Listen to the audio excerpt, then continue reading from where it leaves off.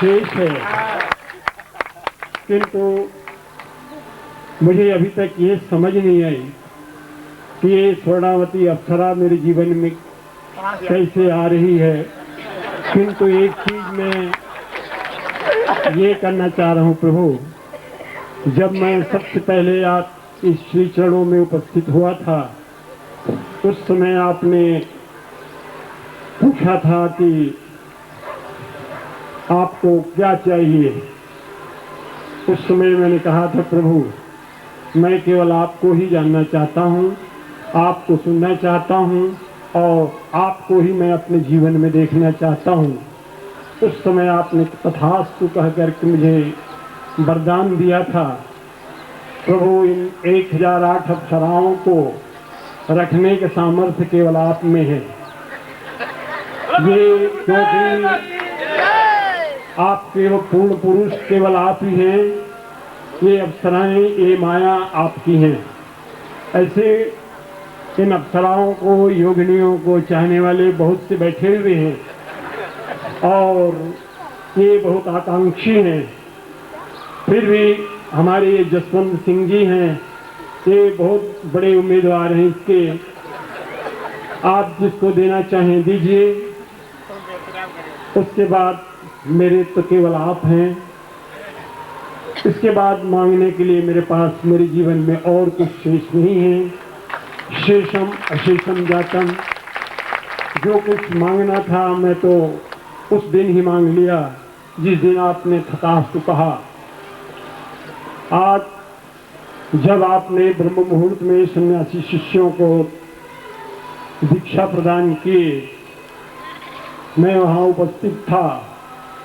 दीक्षा के बाद मैंने आपसे निवेदन किया था, हे गुरुदेव, होली की इस पावन पर्व पर सिद्धाश्रम में आज कौन सी दीक्षा देने जा रहे हैं। उस समय अत्यंत हालात पूर्वक उन्होंने जवाब दिया था, आज मैं सिद्धाश्रम में होली के पावन पर्व पर हृदय में अमृत घट स्थापन दीक्षा देने जा रहा हूँ। इस दीक्षा सुनने के बाद एक मेरे मन में बहुत ज्यादा हालात तो हुआ ही।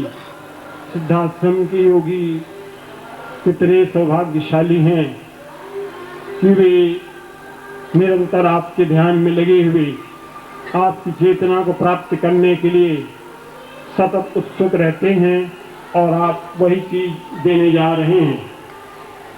उस समय आज मैं उद्योग की अब शील मांगने जा रहा हूं, ऐसी मेरी धृष्टता है। इस तरह की बातें चलते हुए राह में रोकना अच्छी बात नहीं है, मर्यादा के प्रतिकूल है। फिर भी मैंने बाल सुलभ धृष्टता की, उसके लिए मैं क्षमा चाहूंगा कि जो दीक्षा जिस समय सिद्धाश्रम में देने जा रहे हैं, मैं निवेदन करना चाहता हूं प्रभु, ये आपके शिशु, ये आपके शिष्य उतने ही ये भी अधिकारी हैं उस दीक्षा के। हृदय में अमृत घट स्थापन दीक्षा के मैं निवेदन करना चाहता हूँ चरणों में प्रभु, वही दीक्षा इन अपने शिष्यों को आज इस होली के पावन पर दे करके इन्हें कृतार्थ करें और मैं भी इसे कृतार्थ करता चाहता हूँ। रही बात, आपको मालूम है कि शिष्यों की मनोकामना इच्छाएं बड़ी हैं, किंतु कुछ इनकी मजबूरियां हैं। उससे कोई भी अपराध हुआ हो तो बोल सदगुरुदेव की, पूजनीय माता जी की, सिद्धाश्रम साधक परिवार की ओम।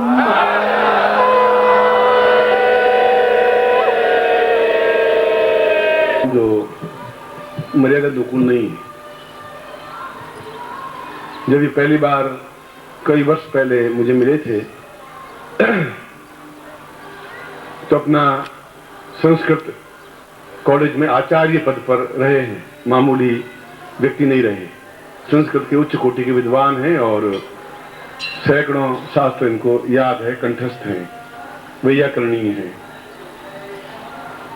और अपना सब कुछ छोड़ छाड़ करके आए थे। और मैंने कहा कि मेरे साथ रहना बहुत ही कठिन कार्य है। उन्होंने कहा कि मैं जीवन को और देह को छोड़ करके आपके पास आया हूं, क्योंकि मैं आपको पहचान चुका हूं। आप अपने आप को पर्दे में या जितना भी ढकें वो आपकी इच्छा है। जब आप पर्दा हटाना चाहें, मुझे याद है वेलाई ने, आपकी मर्जी, मगर मैं पूरे जीवन के क्षणों को आपके चरणों में ही व्यतीत करना चाहता हूं। और मैंने कहा था कि 1 दिन, 2 दिन, 3 दिन, पूरे 7 दिन तक इनको परखता रहा, देखता रहा और इनको शिष्य के रूप में यहां रहने दिया, रहे। मगर इन पिछले 10 वर्षों में, 12 वर्षों में उन्होंने एक बार भी मर्यादा का उल्लंघन नहीं किया। कई बार मैंने मजाक भी की, हंसी भी की, मगर फिर भी जहां भी भेजा, जैसे परीक्षा ली, ये परीक्षा की कसौटी में खरे उतरे और धीरे धीरे सिद्धाश्रम प्राप्ति की ओर अग्रसर होते गए। ऊपर से शिविरों के काम करते रहे, मगर जो मूलभूत ज्ञान था, मूलभूत चेतना थी, वह इनको मैं प्रदान करता रहा। पिछली बार जुलाई में भी आपने देखा होगा तो मैंने बताया था कि सिद्धाश्रम में जाकर के आने की क्षमता प्रदान की है। अभी और कुछ भी उसमें जो चरण हैं वो देने बाकी हैं, मगर फिर भी कोई गरूर, कोई घमंड, कोई अहम उनमें नहीं आ पाया है और कभी कुछ मांगा ही नहीं। कई बार पूछता हूं कि तुम्हारा धोती कुर्ता ठीक है? कहाँ गुरुजी ठीक है। कई बार कहता हूं तुम्हें कुछ 5 रुपए दूं तो वो मैं देता भी हूं, भाई मारे में कोई तकलीफ नहीं हो जाए, तो मेरे चित्र के आगे जाके रख देते हैं। न कोई इच्छा है, न कोई आकांक्षा है। ये इनकी कोई मैं तारीफ नहीं कर रहा हूं, ये एक शिष्य की क्या मर्यादा है, उस मर्यादा को आपके सामने रख रहा हूं। उन्होंने 2 बातें कही, एक तो अप्सराओं की। तो सुबह आज मैं अधिकांश समय मेरा सिद्धाश्रम में व्यतीत हुआ और उन सारे शिष्यों को, उन योगियों को कुछ ऐसी दीक्षाएं प्रयोग करवाने थे जो होली की रात्रि को या आज ही हो सकते थे, और बड़ी व्यस्तता में उनको वे दीक्षाएं दी और उनका चेहरा प्रसन्नता के साथ खिल उठा कि वास्तव में हमें जो कुछ आपने प्रदान किया है उसकी कोई तुलना नहीं है। कोई ब्रह्मांड का कोई व्यक्ति इस प्रकार की दीक्षा या प्रयोग नहीं दे सकता। ब्राह्म मुहूर्त आया तो उस समय शायद ये पीछे खड़े हों या आए हों, मैं नहीं कह सकता। उस समय में उन सन्यास शिष्यों को जो 2000 वर्षों के हैं, 3000 वर्षों के हैं, जो साधनारत हैं, जो इतने वर्षों से एक शिष्यवत, मर्यादावत जो उनको काम सौंपा हुआ करते रहे हैं, तो वह प्रयोग भी, वह दीक्षा भी उनको मुझे प्रदान करनी थी। इन्होंने देखा होगा मुझे भान इस बात का नहीं रहा और उसके बाद वापस में यहां आ गया, क्योंकि उनके साथ जितना समय व्यतीत करना था, 5-6 घंटे, 7 घंटे, 1 घंटा पूरा गुरुदेव के साथ भी व्यतीत किया और एक असीम आनंद की अनुभूति, एक उपलब्धि, अनुभव की, एहसास की। माता जी को भी साथ ले गया था और जो कुछ मेरे चिंतन, मेरे विचार उनके सामने रखे और उन शिष्यों को, उन सन्यासियों को दीक्षा प्रदान की, जो कि जिस दीक्षा की बात कर रहे हैं वो अपने आप में अत्यंत दुर्लभ और दुर्लभतम है। अप्सराएं मिलने के बाद जब आप सिद्धाश्रम में जाएंगे तो अप्सराएं तो मिल जाएंगी, मगर अप्सराओं को नियंत्रण में रखना मामूली आडमानसी व्यक्ति के बस की बात नहीं होती। अप्सरा जैसी चंचल लहर की तरह चलने वाली, मन के वेग के समान उड़ने वाली, उसको नियंत्रण रखना बहुत बड़े पौरुष का काम होता है और बिना पौरुष के यह संभव नहीं हो पाता। और वहां अगर आप सिद्धाश्रम में जा सकेंगे तो और जाएंगे तो अप्सराएं तो स्वयं आपके पास खड़ी होंगी, आपके पास उपस्थित होंगी, मगर वह पौरुष जो एक नारी को नियंत्रण में रख सकता है, एक सुंदरतम नारी को अपने वश में कर सकता है, जो अप्सरा जैसी को अपने सामने झुका सकता है, उसके लिए बहुत अधिक ऊंचा, हिमालय से भी ऊंचा मस्तक और समुद्र की तरह एक वेगवान वक्षस्थल सीना चाहिए।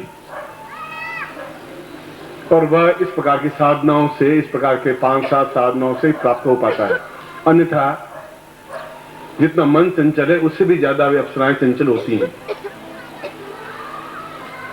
वहां सैकड़ों हजारों सन्यासी हैं, मगर किसी सन्यासी में इतनी क्षमता, बहुत सन्यासी कम छोड़ के कि उनको देख सके या स्पर्श कर सके या बात कर सके, क्षमता नहीं आ पाती।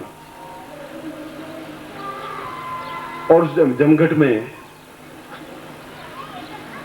अपने आप को नियंत्रित करते हुए उनको प्रसन्नता की अभिव्यक्ति देना, उसको मुस्कुराहट देना, उनको छलछलाहट देना, उनको यौवन प्रदान करना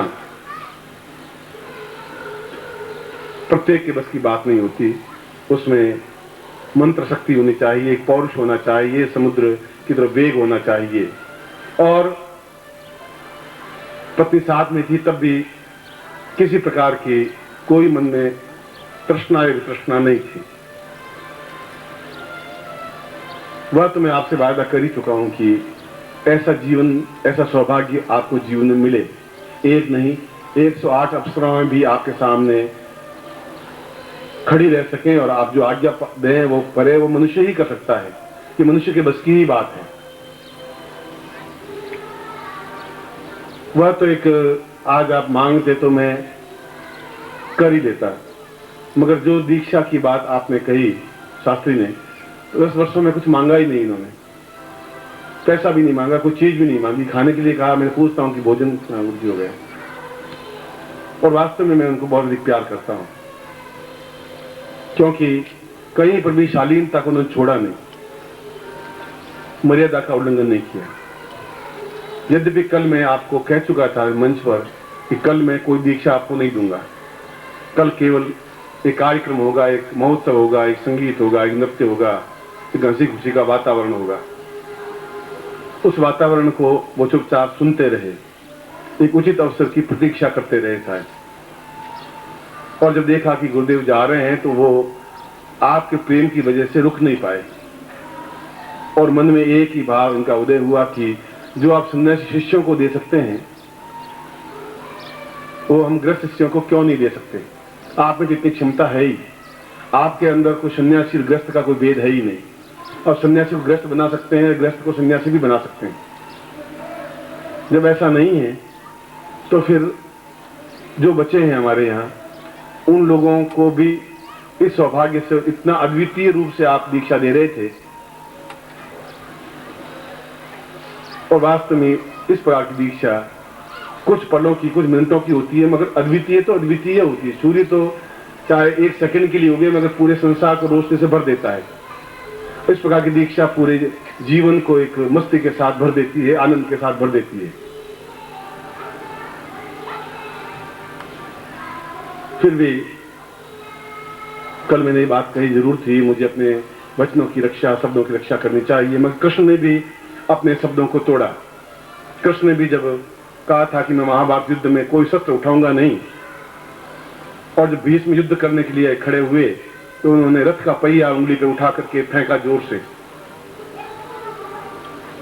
और भीष्म की छाती में जोर से लगा।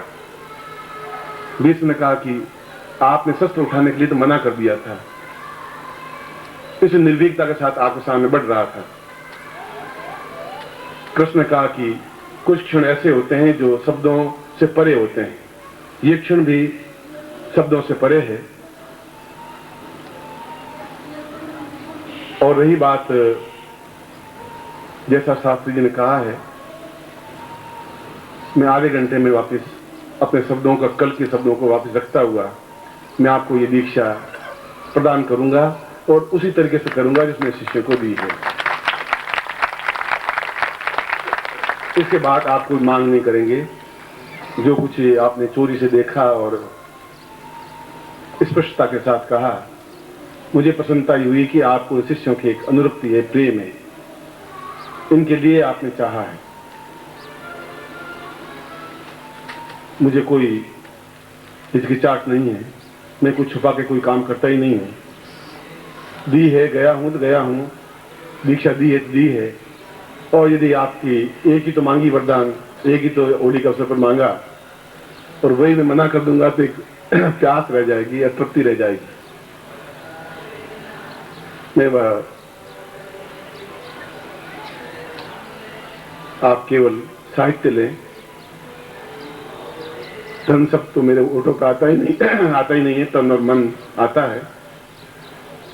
कल भी अपनी बात को मैं आपके सामने स्पष्ट कर चुका था।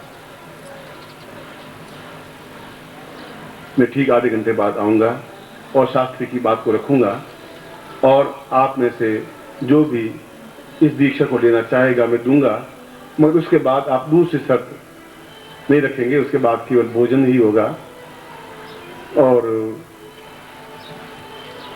फिर आप जैसा कार्यक्रम हो वैसा आप कार्यक्रम करेंगे, मगर मैं ठीक 30 मिनट बाद आकर के वो दीक्षा प्रदान। बोल सदगुरुदेव की।